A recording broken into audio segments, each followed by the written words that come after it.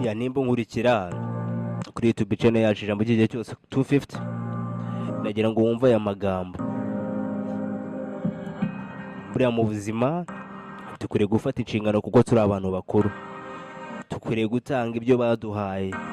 Sinekereza ko ubuzima bwawe ufite ufite kano ka mwanya ari ubwawe ku giti cyawe, wiyumve nk'igitangaza, wumve neza ko harimo abatawukwiriye, utakwiriye guha agaciro. Buriya mu buzima Imana iba yarafatanyije n'umubyeyi wawe kukurera. Buriya sinekereza ko mu buzima bwawe uzamuha agaciro utakimubona. Ni ngombwa kuko aka mwanya umuha agaciro gakwiriye nk'umubyeyi. Ni ngombwa kugira ngo umuhe umwanya, ntazigere yicuza ku buryo avuga ati kubera iki nakubyaye. Buriya mubyeyi wese akava akagera aterwa ishimwa nawe. Iyo abona umwana we ameze neza aravuga ati Mana wakoze, kuko ubu wamwongereye iminsi yo kubaho. Ariko iyo abonye ugwaye ufite ikibazo gikomeye, aba yumva igikuba cyacitse, aravuga ati si kubera icyo byagenze biki. Akahangayika, mu gitondo akabyuka, ijoro ryose akabyuka aje kukureba uko umeze, akihutira kugushakira ibinini. Buri kintu cyose akajya gukora kugira ngo ubuzima bwawe bukomeze. Ariko wamara gukura ukumva uratandukanye, ukumva buri kimwe cyose urihagije, wabaye umugabo uhamye, ngo nta kintu gisobanuye kuri wowe. Buriya mu buzima uko wigira uko ariko kose, umubyeyi ahora ari umubyeyi imbere yawe. Ibyo wagira ibya mirenge, wamufata nabi, ariko ahora ari umubyeyi. Sinekereza ko ijambo umubyeyi kurera rishobora guhinduka. Ntabwo bishoboka, kuko amaraso amutema mu mubiri n'agutema mu mubiri aba ari amwe. Usibye ahantu muba mutandukaniye ni mu ntekerezo. Ushobora kuba ufite intekerezo za gisore, wagatekereza nk'umuntu ukuze, ariko buriya mu buzima imbere yahora ari umubyeyi. Niyo mpamvu dukwiye gutanga agaciro tukibona abo bantu, kuko umunsi tuzaba tutakibabona, sinekereza ko abo bantu tuziga kubaha agaciro. Kuko umunsi uzabona umubyeyi wawe bari ukumumanurira mu mva, sinekereza ko aribwo uzumva ko asobanuye byinshi kuri wowe. Yari umuntu w'ingenzi. Buriya abantu bose bavugira amagambo ku gituro bagiye gushingura, si uko biba bibavuye ku mutima, bayitarenzaho nikomereza. Buriya mu buzima twese siko tuvuga ibi tuvuye ku mutima. Iyo turi ahantu nk'ahariya, harimo abishima bakavuga ati ya aragiye pe, ibintu nk'ibyo ngibyo. Wenda nk'urugero ngiye kubaha, nk'umuntu afite kampani runaka akorera, amaze imyaka myinshi cyane ataza kureba umubyeyi wiwe, ariko umwanya yarawumuburiye n'uyu n'umwe mu gihe kimubonesha amaso ye. Ariko yamara kuva mu buzima akibuka neza ko uwo mwanya ukwiriye kuwubona. Ese uwo mwanya uba umaze iki? Kuba utarigeze ujya kureba umuntu muzima, ukajya kureba wa muntu utakiriwe. Ubwo si byeru tukabyihorera. Twige gutanga agaciro tukibabonesha amaso yacu. Nta giteka n'iteka ariko tuzabahorana, ariko urukundo badukunda, ibintu runaka baba baratwigishije, nibyo bitugira abagabo nyabo. Sinekereza ko buri umwe wese ashobora kwigira akavuga ati narihagije. Buri uko yagufata uko ariko kose, ariko yitwa umubyeyi. Buri uko wakwitwara uko ariko kose, imbere y'uzahora uri umwana. Ntabwo uzigera uba umuntu mukuru w'umugabo wazagufata nk'umwana, kuko aba yarakubyaye. Ishema rero igihe muvandimwe ukwiye gukora, reba umuntu muri kumwe ukuba hafi buri munsi, mufate nk'Imana idasanzwe mu buzima bwawe wahawe, iruta izindi zose, ikurutira amafaranga, ikurutira n'ibindi. Kuko ushobora kwita ku by'isi bikarangira ubwawe urukundo urutaye. Sinekereza ko urukundo wamukuru rwimye umubyeyi wawe, ko n'umuryango uzagukomokaho uzaho urukundo ruhamye. Gusa ibyo bintu ushobora kuzabyiga uwo munsi. Oya, ubundi urukundo ruhera muri twebwe ubwacu, ruhera mu miryango yacu. Iyo ufite urukundo byanga binoga niyo ugiye gushinga uwawe, byanga binoga uzagaragazamo urukundo.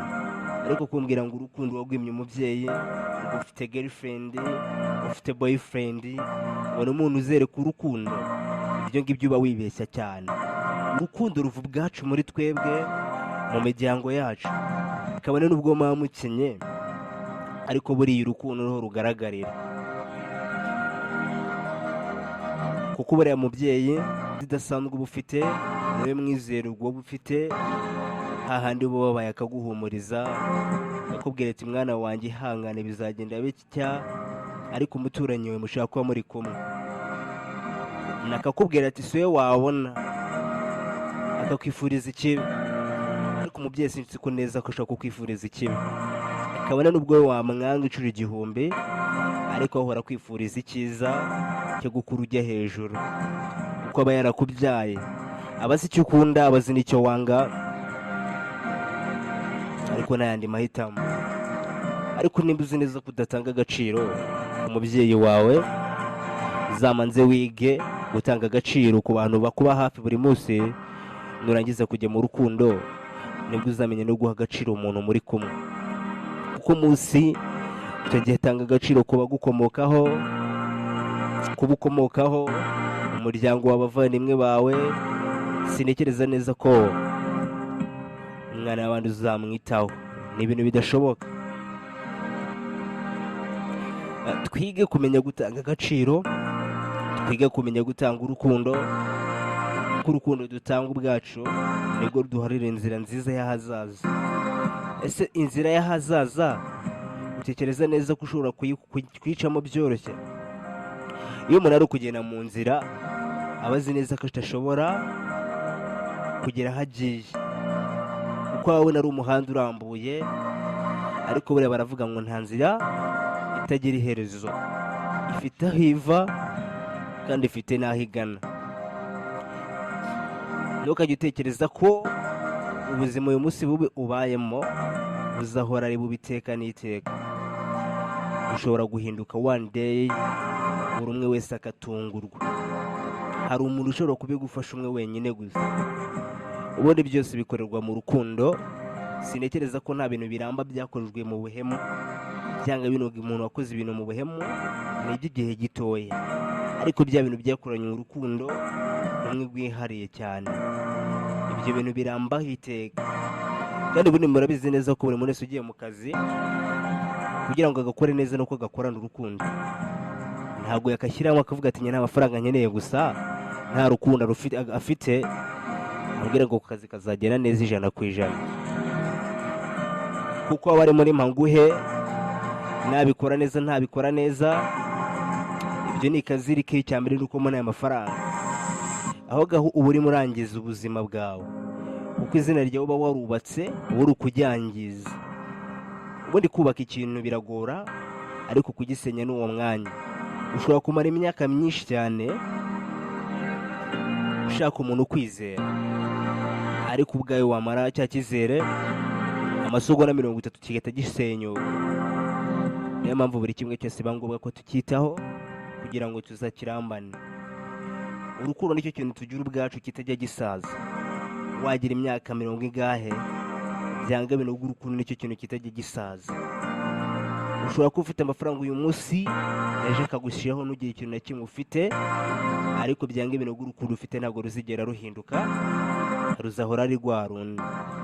Nicyo kintu tuba dufite ubwacu turemanywe, kitajya kibasha guhinduka. Kuko imitima yacu urakomeza ugatera. Jya wishimira uko uri, uko umeze, kuko buriya mu buzima uzatega ishimwa n'uwo uriwe. Kuko nicyo kintu cya mbere cy'agaciro ufite kirenze ibindi byose. Impamvu mabwira kubabwira ibi ngibi, twese turakura cyane kugira ngo tube abagabo, tuzashinga umuryango mwiza uhamye wubakiye ku bintu birenze. Ariko buriya mu buzima ngiye kubaha ingero nyinshi cyane. Hari umuntu uza akagukunda mu buzima, nta kintu na kimwe agukurikiyeho. usibye wowe ubwawe.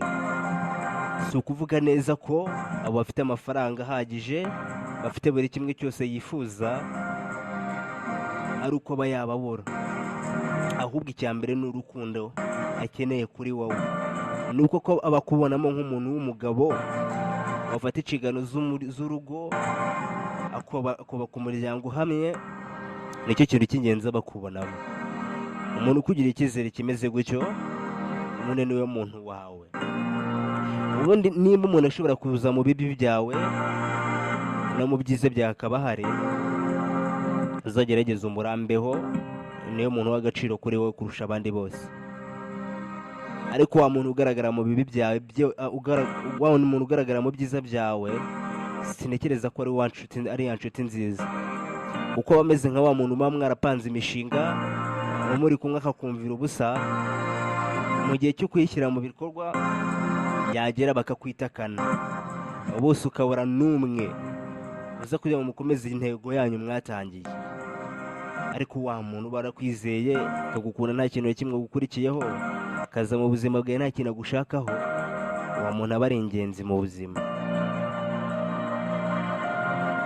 Kuko buriya ibuye ryasuzuguye n'abubatsi usanga ariryo rikomeje imfuruka cyane. Wowe yizera ubwawe, urwo rukundo ufite urukomeze, ntuzigere uvuga ati guhemuka nibyo nzaboneramo ibyiza. Sinekereza ko nta muntu wigeze uhemuka wabonye ibintu byiza, uko birangira nawe abonye ibintu bibi.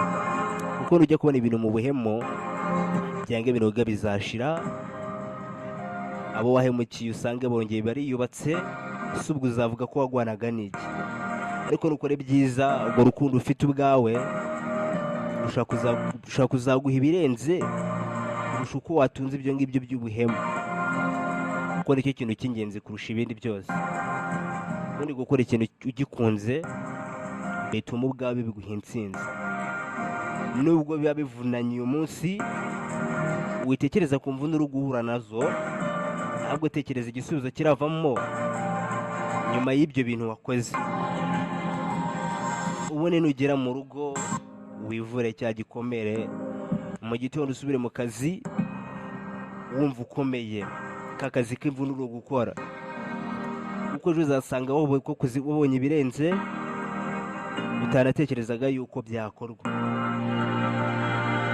Ubundi kugira ngo ukire bisaba kwihiringa.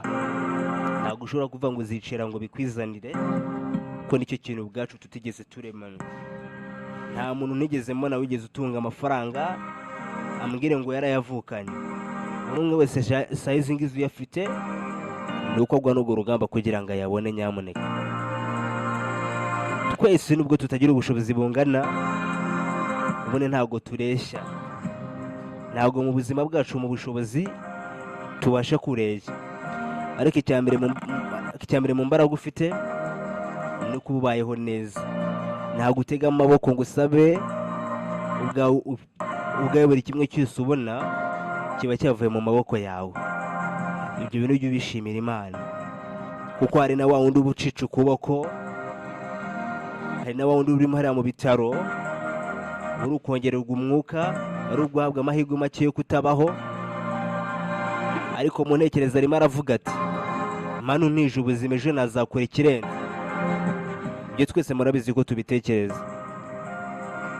Uri muzima, ufite amaboko, ufite amaguru, nibwo kugira ngo ukore ikintu cy'agatangaza, biribwa kugira ngo ukore ibintu birenze muri wowe.